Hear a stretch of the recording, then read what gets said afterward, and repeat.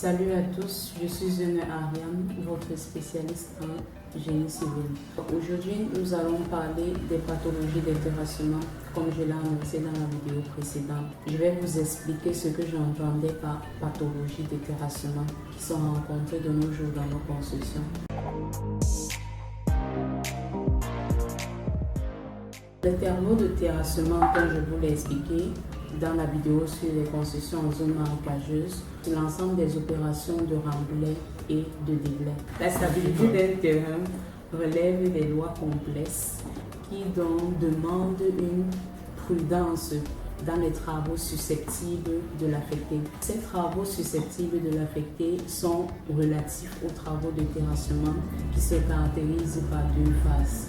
La première phase, ce sont les fouilles ou les déblais. La deuxième phase, ce sont les remblais. Alors, les fouilles ou les déblais, ce sont les travaux qui affaiblissent la stabilité des terres avoisinantes. Alors que lorsqu'on parle des remblais, les remblais, c'est l'ensemble des terres qui affectent et surchargent les terres sous-jacentes. Le premier cas dont nous allons parler des remblais et des surcharges. Je vais vous prendre l'exemple d'une construction sur laquelle on est venu pour mettre des buts de terre. Généralement, on a tendance à mettre des buts de terre dans nos constructions pour faire de la verdure. Lorsqu'on vient placer ces buts de terre, on ne prend pas en considération parfois si la terre est compressible ou pas. Alors, sous certaines constructions, vous allez constater qu'il y a des fissures qui se retrouvent au niveau de la fondation. Pourquoi? Lors de la pose de cette butte de terre, nous allons supposer qu'elle est venue, elle était à 2000 tonnes. Alors, la terre était compressible, le compactage n'avait pas été effectué, c'était pas une terre qui était déjà bien compactée.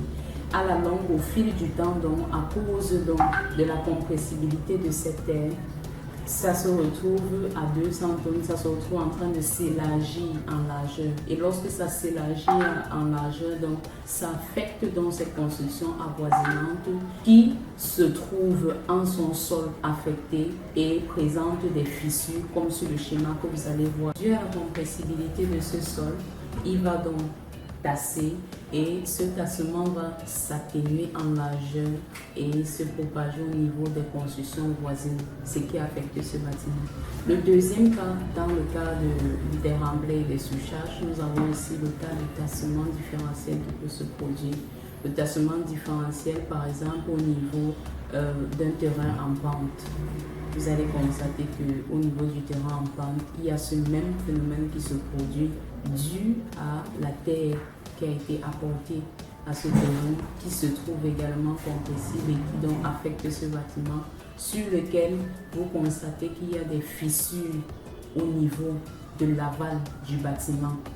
De par quoi peut être donc dû ces fissures? Au niveau de l'aval du bâtiment, on se rend compte que la terre qui a été apportée est compressible.